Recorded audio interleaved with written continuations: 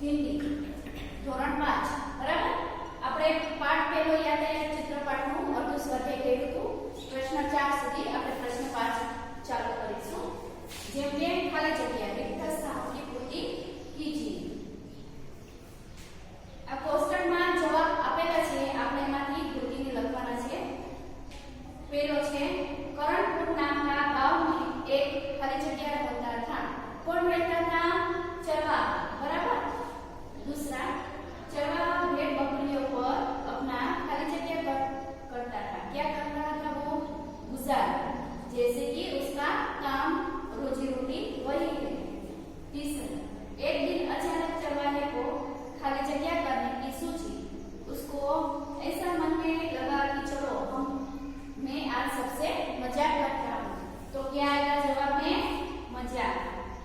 4 चरवाहे की खाली जगह सुनकर खेतों से लोग दौड़ आए. चरवाहे ने मजाक में क्या किया? चिल्लाया जोर से. तो उसका जवाब क्या आएगा? चिल्लाहट.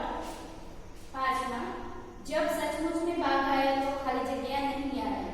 जब सचमुच में જ્યારે કે આપણે મજાક કરી હતી રાઈટ નાખવાની ચિલ્લાવાની, તો બધા આવીને જોઈ ગયા. તો બધાને ઉપર એક દાંત કાઢવા માંડ્યો, હસવા માંડ્યો.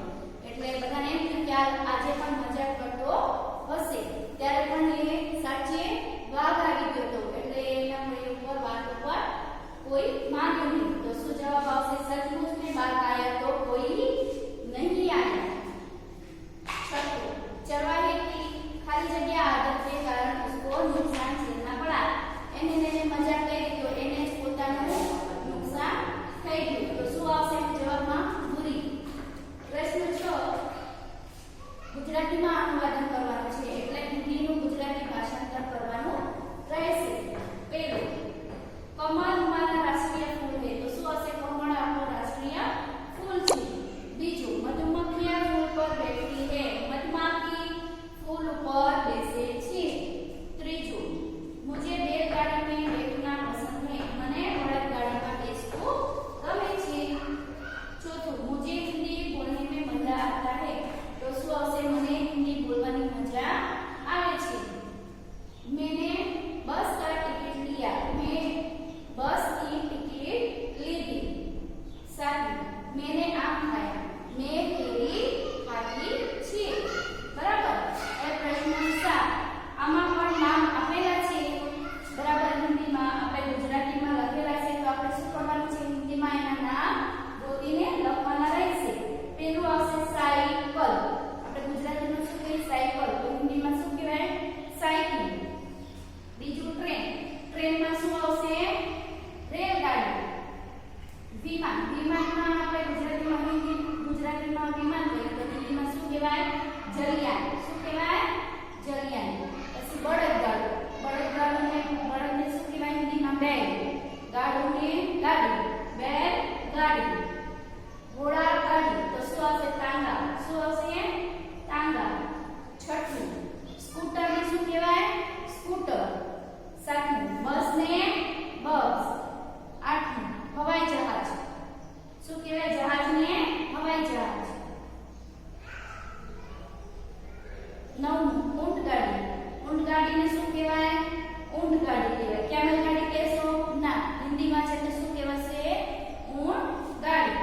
મોટરસાઇકલ. તો હિન્દીમાં શું આવશે? મોટરસાઇકલ. બરાબર. હવે આપણે જે પ્રવૃત્તિ આગળ જોઈશું એમાં લખ્યું છે દો पहियों वाले साधन के नाम लिखिए. तो બે પૈડા વાળા વાહન કયા કયા આવશે? જેમ કે સાયકલ, बैलगाड़ी, मोटरसाइकिल, स्कूटर. बराबर. अभी 3 पहिए वाले क्या आएगा?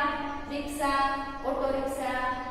4 पहिए वाले એટલે 4 પૈડા વાળા વાહનો. બસ, કાર, જીપ વગેરે. પછી 4 કરતા વધારે પૈડા હોય એમાં શું આવશે? રેલગાડી, ટ્રક.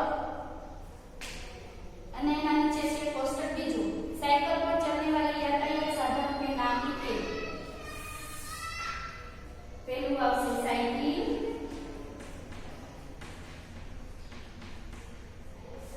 स्कूटर,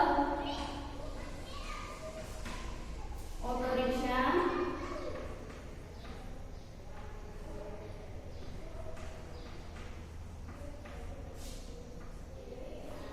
રેલગાડી